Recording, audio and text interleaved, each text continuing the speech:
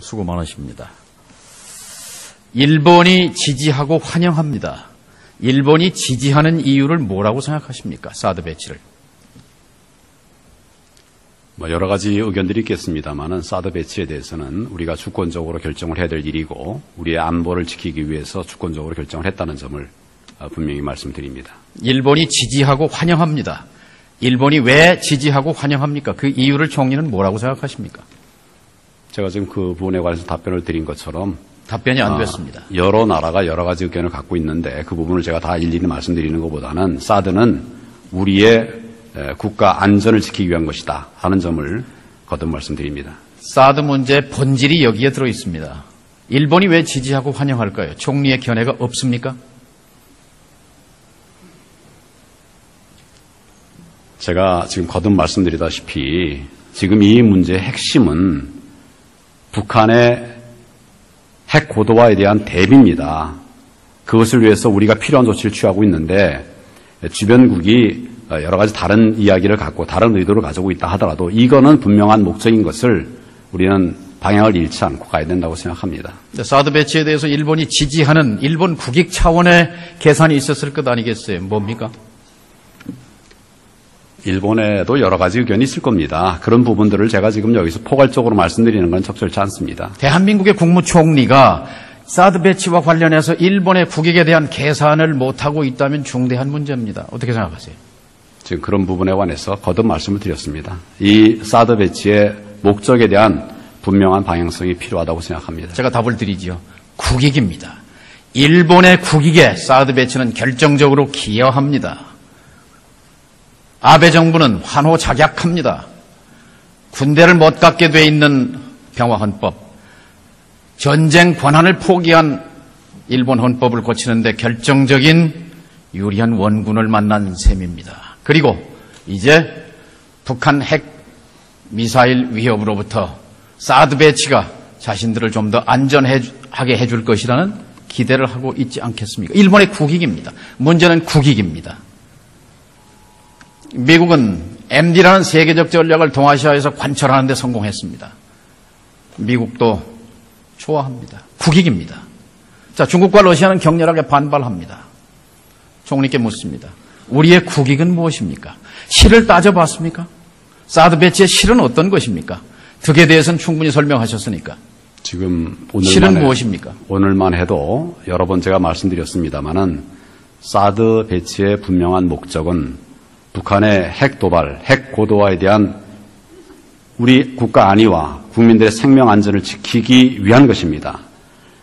다른 여러 가지 이해관계들을 따져야 될 것이고 또 검토할 필요가 있겠지만 가장 큰 검토 대상은 가장 우리가 고려해야 될 부분은 북한의 핵 도발에 대한 대응이 필요하다는 것입니다.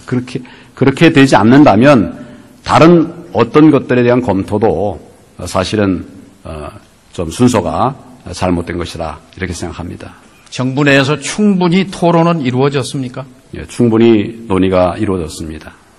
NSC에서 몇 번이나 열린 토론을 했습니까? 이 사드 배치와 관련해서 7월 7일 결정하는 NSC 말고. 네, 이 부분은 의원님 아시다시피 오래 전부터 저희가 검토하고 논의해 왔던 것입니다. 그런 것들을 치자면 많은 그런 회의가 있었고 또 논의가 있었던 것으로 그렇게 알고 있습니다. 그 논의에서 대한민국 국익이 침해되는 실에 대한 검토는 있었습니까? 없었습니까?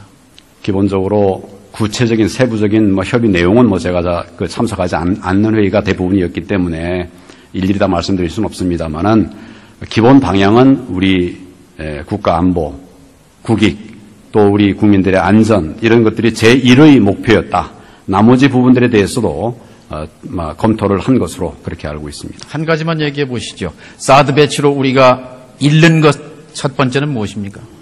잃는다고 단정을 지금 말씀드리기는 어렵습니다. 그러나 우려하는 것들은 있습니다. 이를테면 중국의 무역 보복이라든지 이런 것들을 우려합니다만은 저희들이 충분하게 당사국들과 설명을 하고 또 이해를 구하고 있습니다. 이 사드라고 하는 것은 제3국을 향하는 것이 아니다. 북한의 핵 도발에 대한 대응을 하기 위한 것이다. 그런 방어적 시스템이다 하는 점을 설명을 드리고 있고 지금 현재적으로는 그런 의원님 말씀하시는 그런 우려들이 현실화되고 있지는 않은데 그럼에도 불구하고 저희가 면밀히 대비는 하고 있습니다. 2000년도에 중국이 삼성전자의 휴대폰을 포함해서 수입 금지 조치를 내린 건 알고 계시죠? 네, 알고 있습니다. 그 전말에 대해서 국민에게 좀 설명을 해 주실 수 있겠습니까? 알고 계십니까? 네, 당시의 상황을 제가 국민에게 설명을 드리려고 그러면 좀 자료를 찾아봐야 되겠습니다만은 의원님 그 우려의 취지는 알겠습니다. 그래서 우리가 그 뒤에 취지 문제가 아니고요. 여러 차례 검토를 했다고 하니까 실과 관련해서 무역보복 얘기를 하셨잖아요. 그럼 2000년 그 이른바 마늘파동의 개요에 대해서 설명해 주시기 바랍니다. 내가 내용을 확인해서 말씀을 드리겠습니다. 갑자기 말씀하시니까 제가 정확한 답을 드리는 것이 좋을 것 같고 꼭 필요하시면 제가 확인해서 다시 설명을 드리겠습니다. 그것은 온 국민이 알고 있는 사안인데요. 대한민국 총리가 지금 머릿속에 정리되어 있지 않다는 것이 우리 국익이 사드 배치로 해서 이룰 것이 무엇인가에 대해서 충분히 검토되지 않았다는 그런 증거 같아서 대단히 안타깝습니다. 정확한 내용을 필요하면 확인해서 말씀을 드리겠습니다. 그런데 지금 왜 이렇게 서둘러서 발표를 한 것입니까? 조금 전에도 말씀을 드렸습니다만은 제가 오늘 이 회의에 오기 위해서 그동안 금년 들어서 북한이 어떤 일들을 했는가 이걸 좀 찾아보니까 핵 실험을 했습니다. 제4차 핵 실험이었습니다. 그리고 12번의 탄도미사일을 발사했습니다. 모두 27발이었습니다. 과거와는 전혀 다른 양상입니다. 지금 단기간 내에 북한의 핵이 고도화되고 있고 또 탄도미사일도 고도화되고 있습니다. 오늘 아침에도 아까 말씀드린 것처럼 3발을 발사했습니다. 우리 안보가 이제는 더 논의를 하고 기다릴 수 있는 이런 상황이 아니라 우리가 막을 부분들은 막고 방어를 해야 되겠다. 그래야 우리 국민들의 안전이 지켜줄 수 있겠다.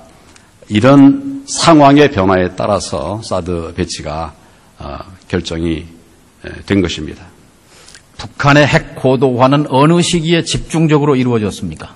방금 말씀드리다시피 금년 들어서도 지금 여러 번 그 미사일이라든지 이런 핵 도발도 하고 있습니다만은 한 단계 한 단계 더 고도화되어 가고 있는 것으로 판단하고 있습니다. 사드 배치가 되면 북한이 핵을 포기할 가능성이 있습니까? 북한이 핵을 포기하지 않아도 우리 국민들과 나라를 지킬 수 있는 그런 방어 시스템이 필요하다고 생각합니다. 개성공단은 왜 포기했습니까? 마찬가지입니다. 그 부분도 북한이 근년에 반복적으로 이렇게 핵 도발을 하고 있고 고도화하고 있기 때문에 그것을 어떻게든지 차단하고 막을 수 있는 방법들을 다 동원해야 된다. 지금 국민들의 안전을 지키기 위해서는 정부가 무엇이든지 다 해야 되는 그런 상황이라고 생각을 합니다. 그런 측면에서 개성공단에 대해서도 중단을 결정했던 것입니다. 끝장 제재를 위해서 개성공단을 닫는다고 해놓고 사드 배치, 핵을 전제로 한 충돌하지 않습니까? 상호 모순 아닙니까? 정부가 우왕좌왕하는 것 아닙니까? 그렇지 않습니다.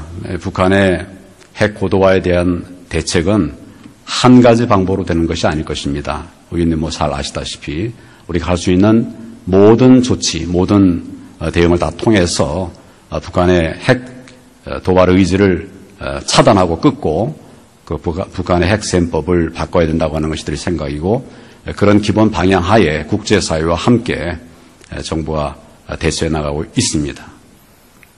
자, 이명박 박근혜 정부 8년 동안 북한 핵은 고도화되고 미사일 기술도 비약적으로 발전했습니다.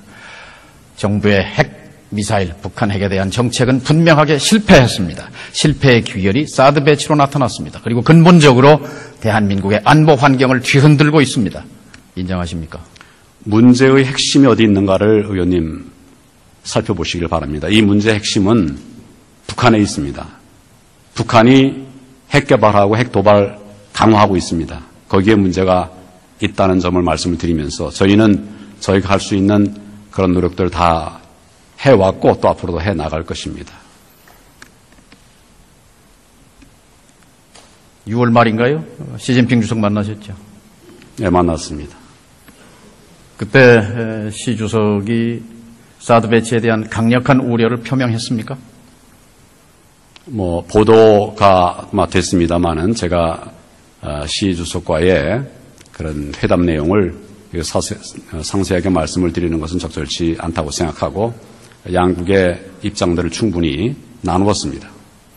사드 배치 우려에 대한 총리의 답변은 무엇이었습니까? 방금 말씀드렸다시피 양국에서 회담을 통해서 논의한 것들을 말씀드리는 것은 매우 부적절합니다. 저희들이 필요한 말씀들을 다 드렸다 하는 점을 말씀드립니다. 시진핑 주석에게 답변을 했습니까? 아니면 사드 배치와 관련해서는 아무 말도 안 한 것입니까? 방금 말씀드렸다시피 양국의 입장을 충분하게 주고받았습니다. 사드 배치 결정이 됐다는 말씀도 전했습니까? 그 당시는 사드 배치 결정이 되지 않은 상태였습니다. 그렇지만 우리 정부의 입장에 대해서는 충분하게 말씀을 드렸습니다.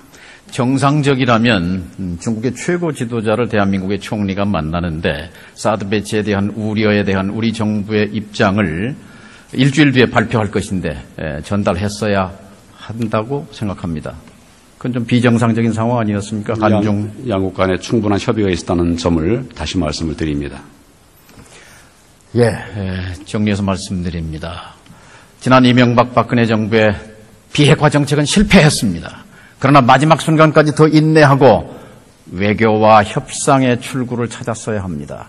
북핵 역사 25년에서 2005년 9.19를 기억하십니까?